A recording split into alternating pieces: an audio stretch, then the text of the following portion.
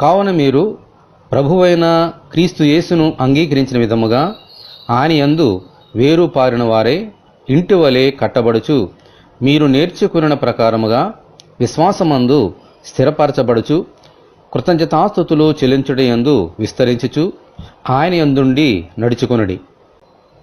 ప్రభువైన యేసుక్రీస్తునందు విశ్వాసముంచిన వారందరూ ఆయన యందు వేరుపారి జీవించాలి. అప్పుడే మనము వెలుగు ఫలములు ఫలించగలము. లేకపోతే మన ఆత్మీయ జీవితాలలో వాడిపోయి నశించిపోతాం. ఎందుకంటే ఆయనకు వేరుగా ఉండి మనమేమీ చేయలేం.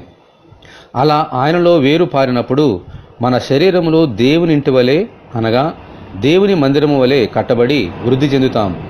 విశ్వాసంలో స్థిరముగా ఉండి ఆయన సహవాసములో ముందుకు కొనసాగగలుగుతాం.